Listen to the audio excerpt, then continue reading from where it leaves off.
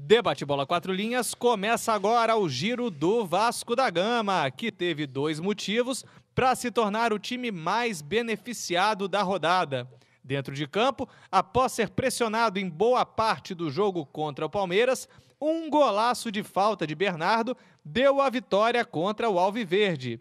Fora de campo, com os empates em 2-2 de Corinthians, Flamengo e São Paulo, os vascaínos diminuíram a distância para os primeiros colocados da competição.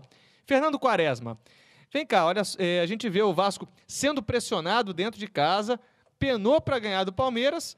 Você acha que o Vasco segue gostando de viver perigosamente? Não, eu acho que o Vasco está jogando bem e está pegando times duros também. E vale lembrar que qualquer time que o próprio Filipão ele está treinando são times duros que jogam em cima, com ótima marcação. Marcação forte, né? Pesada em cima, né? Exatamente. É verdade. Agora, Fernando Diniz, tem aqui um ouvinte, o Flávio Bastos, ele pergunta se esse sucesso do Vasco em 2011 se deve ao fato da diretoria vascaína ter enxergado jovens promessas como o próprio Bernardo, o Alan, o Rômulo, ou a diretoria já vinha trabalhando, formando times e agora está colhendo o que plantou no ano passado, porque o Vasco ano passado teve um ano um pouco insosso na sua volta à primeira divisão, e aí esse ano já ganhou a Copa do Brasil e agora está entre as primeiras colocações do Campeonato Brasileiro. Olha, é uma mistura dos dois, né? A mistura dos dois, porque o que acontece? O Vasco tem alguns, né, jovens bons jogadores, né, como o Bernardo, como o Alan, que vem subindo bastante de produção, tá, né, no Sub-20 agora. No Mundial Sub-20, né? Enfim, e mesclando eles com alguns jogadores experientes, né? Como o Juninho, que veio agora, que acrescentou bastante, o Felipe também, que vem jogando bem, o Diego Souza, que para mim, surpreendentemente, vem fazendo uma boa temporada, né? Vem numa constância mais impressionante. Ou menos, eu acho. Ah, não, pode até ser mais ou menos, mas enfim, pelo menos ele não está se envolvendo em nenhuma confusão, né? O que já é bom, né? Porque nos outros ele ainda clubes... não está no Bahia, né? Imagina se estivesse no Bahia. Mas lá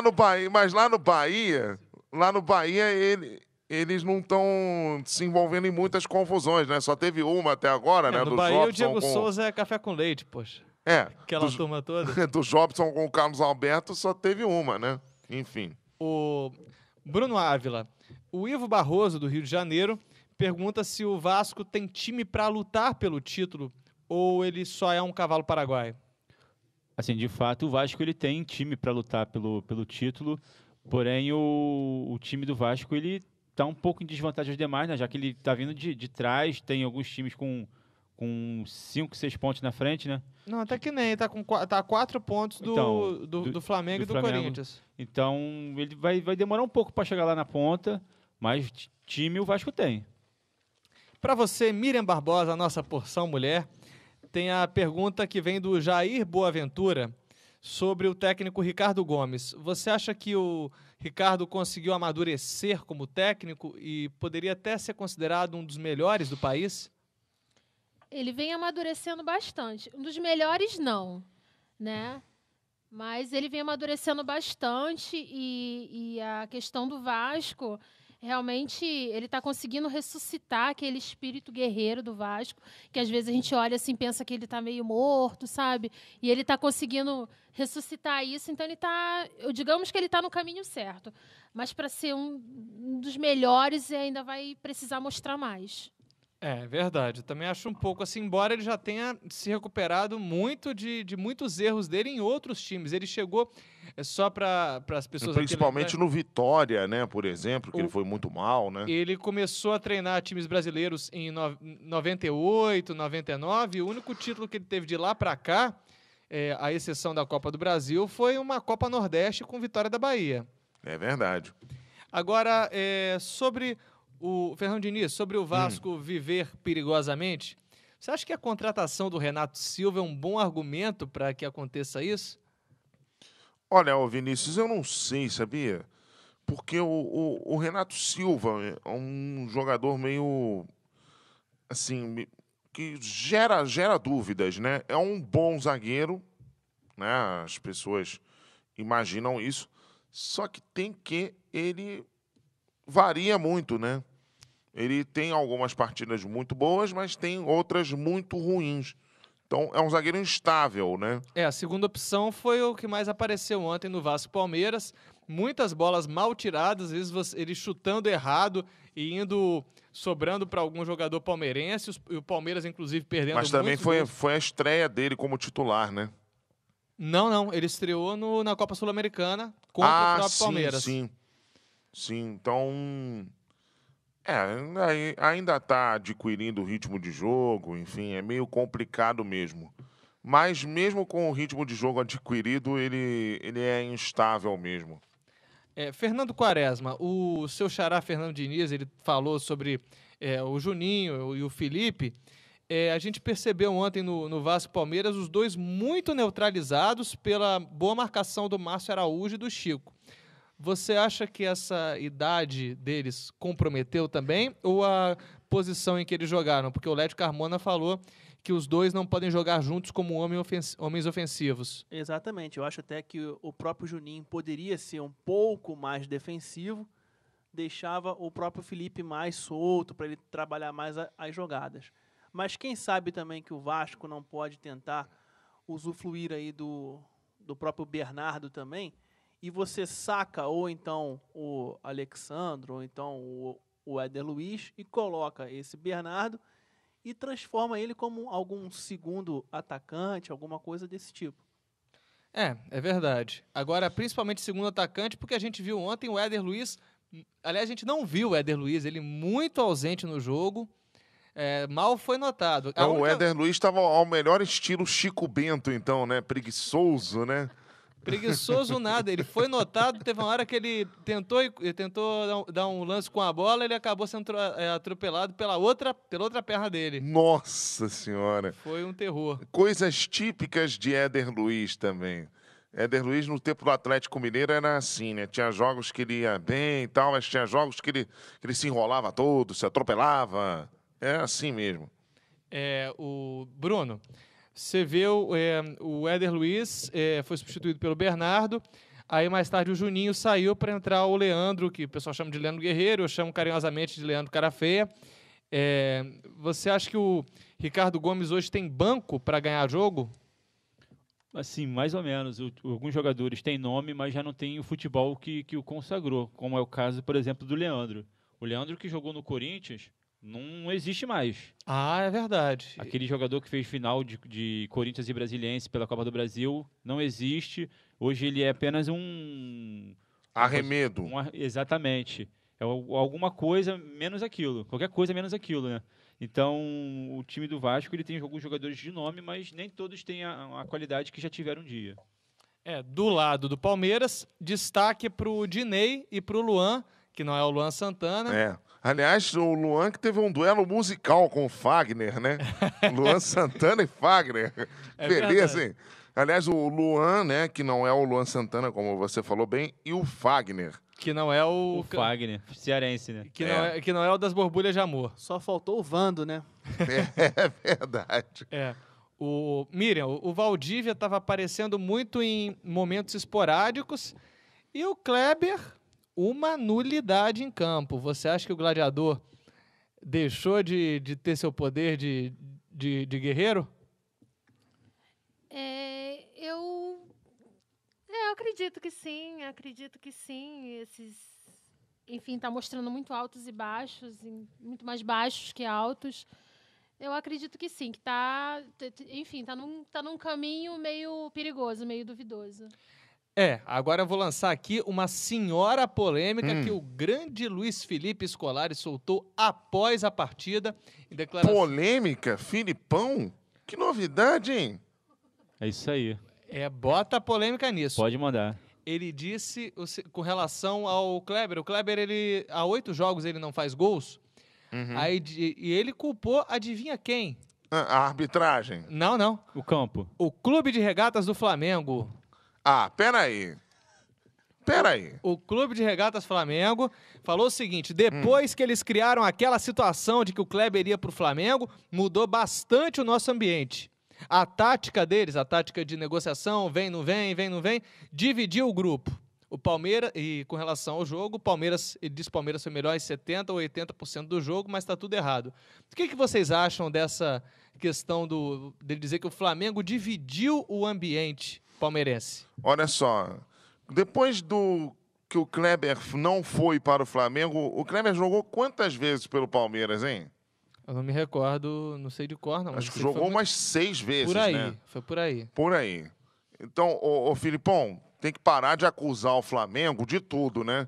Ele tá acusando o Flamengo de tudo, né? Daqui a pouco o mundo acabou, foi o Flamengo, né? Entendeu? O problema é esse, entendeu? Tá errado o Filipão, tá errado. E o Filipão tem que fechar um pouquinho a torneirinha de asneiras dele, entendeu? Que ele tá falando um monte de besteira. Não só do Flamengo, não, como também de arbitragem também. Deve ter falado um monte também da arbitragem, Mais né? ou menos, não falou muito não. Como eu disse, ele culpou mais o time. Bruno tá. Ávila. Assim, eu acho que o Filipão ele tem alguma coisa contra o Flamengo. Ele não tinha, mas desde quando o Filipão ficou fechado com o Flamengo para vir treinar e a informação vazou e ele cancelou, né? Desistiu de vir pro Flamengo, dali em diante ele começou a falar mal do Flamengo. Ele tem alguma coisa no coração dele, um ódio, uma mágoa, não sei o que seria. Agora, culpar o Flamengo por causa de o Kleber não estar jogando bem, se o Kleber tivesse decidido desde o primeiro ou do segundo dia que não ia jogar, não tinha isso. É verdade. Olha aqui, quem tem muito ódio no coração por alguma coisa é porque é enrustido, hein, cara? É verdade. Você acha que ele então é flamenguista enrustido? Nas duas conotações. Filipão. Ô, Miriam, você acha que o Flamengo teria esse poder de dividir um grupo a ponto de um jogador que é considerado um dos melhores no caso do Palmeiras, ele teria esse poder todo? Eu ficaria, assim, assustada se ele não tivesse falado nada, O Scolari? O Felipe, ele não tivesse falado nada, porque ele sempre tem que jogar alguma pimentinha. Realmente o Flamengo não tem esse poderio todo, entendeu? E eu acho que ele deu uma viajada e esqueceu de voltar. Oh. Alô, Marciano, aqui quem fala é da terra, né? Não é não, Bruno? É isso aí. Baguri, acorda, Filipão. Agora... Vá treinar o seu time. Baguri, vamos... Agora falando também de arbitragem, a arbitragem do Márcio Chagas da Silva... Que é gaúcho, como o Filipão. Frouxa pra caramba. A gente teve uma cotovelada, o Felipe levou uma cotovelada do zagueiro Henrique no primeiro tempo. E você falando, hein, Diniz, do duelo entre Fagner e Luan... Esse duelo desafinou, teve dedo na cara de um, eles discutiram a beça e o árbitro só separou. Nem cartão amarelo, teve alguns lances até que discussões estavam muito ásperas, merecia até vermelho. O problema Fagner mereceu vermelho também, que ele foi mais assintoso.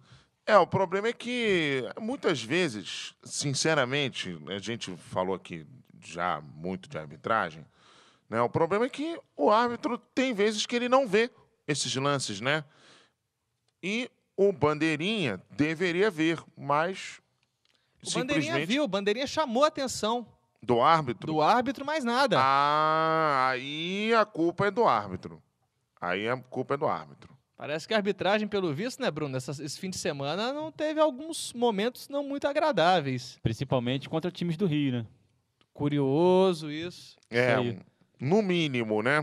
Curioso. E também o que chamou a atenção nessa partida foi a entrada do Elton, que às vezes nem era relacionado, né? Nem era relacionado para o banco de reservas. Ele entrou contra o Palmeiras, ele na Sul-Americana, chegou a fazer gol e aí foi colocado como titular, de repente. Segundo a pergunta aqui do Newton Ribeiro, ouvinte do Rio de Janeiro, era justamente sobre isso. Se não era hora de deixar o Alexandro de vez no banco e investir no Elton como titular do Vasco. O problema é que o Elton é um jogador de muito menos capacidade técnica do que o Alexandro, né?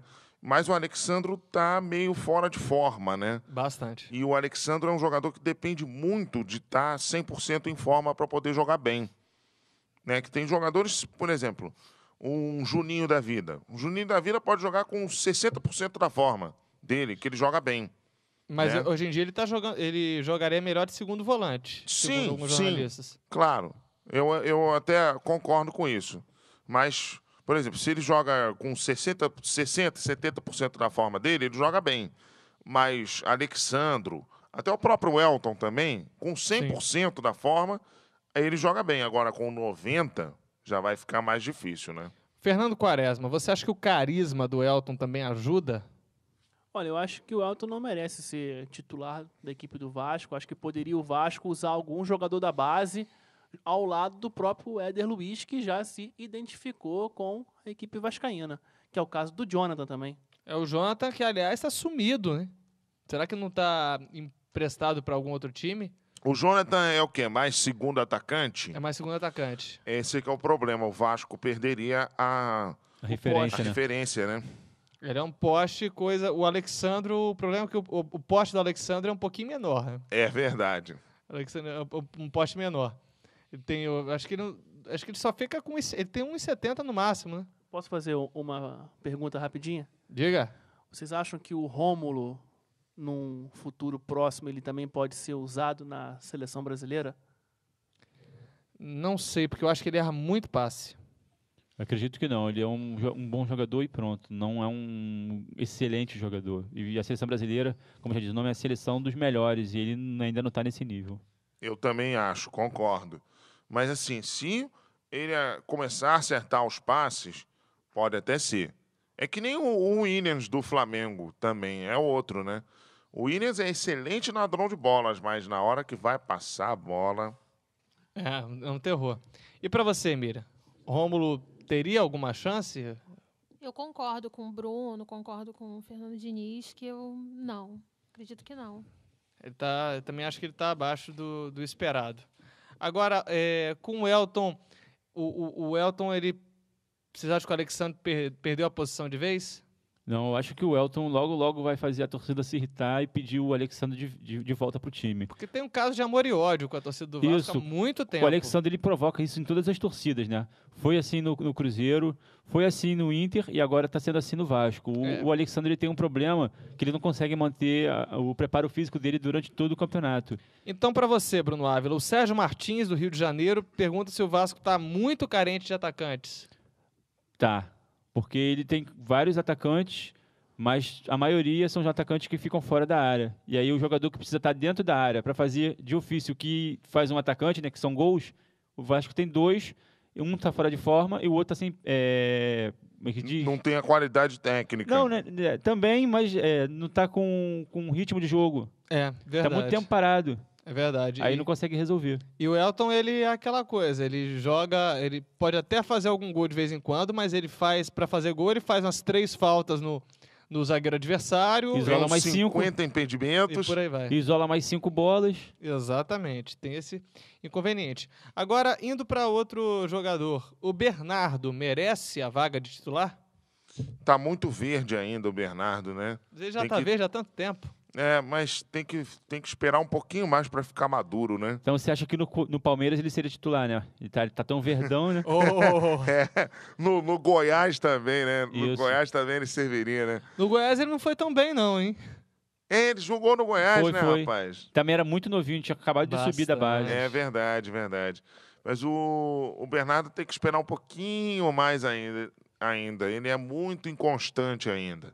Quando ele entra no segundo tempo, ele é muito bom. Agora, quando ele entra de titular, ele não consegue repetir as boas atuações. Eu não sei como, não sei por quê. Vocação para Vinícius Pacheco.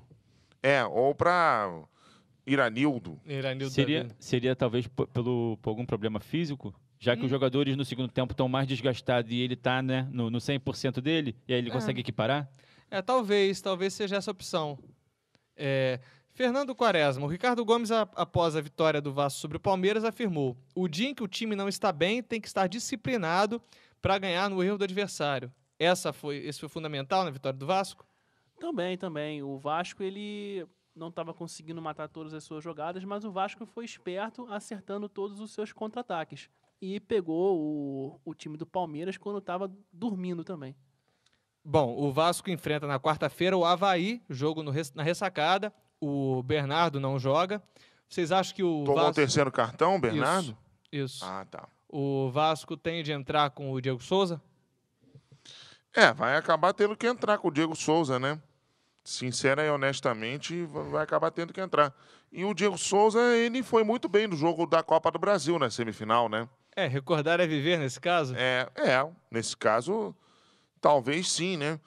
E olha, vai ser um jogo difícil, Claro. muito difícil pro Vasco. Mas quem tem Rafael Coelho no time, meu amigo, tá fadado a perder muitos gols, que é o caso do Avaí, Mas né? ele até tem feito alguns golzinhos de vez em E quando. quase que ele marcou um belo gol também. Ele fez um no jogo do Corinthians, né? Que ele veio do meio campo limpando todo mundo. E quase que ele fez um gol de voleio. É verdade. Mas eu acho que o Vasco ganha esse jogo. Ele só joga bem time de Santa Catarina, pelo visto. Ele jogou muito bem no Figueirense. É verdade. E aí, depois que foi pro Vasco, é que ele ficou aquém do esperado. Aí acabou indo pro Avaí, pro arquirrival Avaí, conseguiu já o carinho da torcida, embora não seja titular o tempo todo. O que é difícil, né? Já que são torcidas rivais. Muito rivais. A gente até falou isso aí no giro, mas todo mundo aqui está esperando a vitória do Vasco, o pessoal aqui, os debatedores. Né? Eu espero, não consigo pensar diferente do que uma vitória do Vasco em cima do Avaí. Difícil, mas uma vitória do Vasco. Miriam, por que você acha que o Avaí não vai conseguir uma vitória em cima do Vasco? São dois times assim que sempre, de vez em quando, estão surpreendendo, né? Mas eu acredito no Vasco, até pela campanha que ele vem tendo, entendeu? Eu acredito que o Vasco vai dar, entendeu, um banho no Avaí. Vai surfar nessa onda do Avaí, né? E acabar ganhando o jogo, né? Olha só, todo mundo confiando nos meninos do Rio. E o Polvo Diniz, o que acha desse placar aí? Não, rapaz, eu não tenho essa pretensão de chegar, de dar uma de polvo, não. O rapaz. nosso molusco aqui. Até porque eu, ao contrário do polvo, erro, né? O polvo não errava. De vez em quando. Acontece. Bom, os vascaínos estão a dois pontos à frente do quinto colocado Botafogo. O Alvinegro pega o Internacional no Beira-Rio, jogo quarta às 9h50. O Vasco também está 2 pontos atrás do São Paulo, que enfrenta o América Mineiro na Arena do Jacaré na quinta, 9h. Eles estão também a 4 pontos atrás do Flamengo, que pega o Atlético Goianiense no Engenhão, às 9h. E também estão a 4 pontos do Corinthians, que vai ao Ipatingão pegar o Atlético Mineiro, 9h50. O giro do Vasco vai ficando por aqui, mas ainda há tempo do recado final de Bruno Ávila. Meu recado final vai para Vasco e vai para Palmeiras. Como pode os dois times errarem 68 passes em uma partida? Um terror. 36 passes errados pelo Vasco, sendo deles 5 do Felipe, que sempre passou muito bem a bola, e 32 do Palmeiras, que o grande passador do time também errou muitas vezes, que foi o Valdívia. É lamentável uma partida com times dessa tradição errar tantos passes assim. Então vamos treinar mais passes e ver se melhora isso aí, que é muito lamentável. O Valdívia estava na partida muito aquém do esperado e o Felipe só melhorou depois que o Bernardo entrou. É isso aí, tá muito, muito ruim esse número de passes errados. Tá certo. Miriam Barbosa, seu recado final. Meu recado final vai para o Bernardo, na verdade, né? Ele jogou bem, entendeu? Uma grande estrela, né? Que está se mostrando no Vasco, entendeu? Acho que ele está num caminho de até ser o ídolo do Vasco, entendeu? Então, meu recado final vai para o Bernardo. Fernando Quaresma, seu recado final. Bom, o meu recado final também vai ficar por conta do Bernardo, que está jogando muita bola. E quem sabe ele não pode se tornar um titular da equipe do Vasco da Gama. Recado final de Fernando Diniz. Bom, meu recado final vai para o Vasco como um todo, né? E para os adversários. Olha, os adversários têm que olhar com muito cuidado esse time do Vasco, que o Vasco tá ali, tá todo mundo achando que o Vasco tá morto, mas não tá morto não, hein? O Vasco vai brigar pelo título, pelo menos até enquanto ele tiver chance, hein? Olha aí, Fernando Diniz mais uma vez fazendo de suas previsões. Não é previsão não, rapaz, é porque para mim é fato. É o nosso molusco. Molusco. Nossa Zorionara. Não tem essa pretensão. É aquele ligue já. Ligue já, volta ao mercado. É isso aí. No meu recado final, Meus parabéns à diretoria vascaína pela iniciativa de todos os jogadores entrarem em campo com os nomes de seus pais. Muito bonito isso. E, aliás, eu esqueci até de falar, né? Muito bonito também a atitude da diretoria do Figueirense, né? Que os Sim. jogadores entraram em campo com os pais e com os filhos também, quem tem, né? É verdade. Agora, certamente a torcida do Vasco homenageou o ex-jogador Hélio Doido, pai de Bernardo, que foi o autor do gol dessa vitória sobre o Palmeiras. Aliás, será que o Bernardo homenageou o pai na comemoração? Que ele tava doido, né? Tava doido. Ele sempre comemora ao estilo do pai. Eu já reparei muito isso.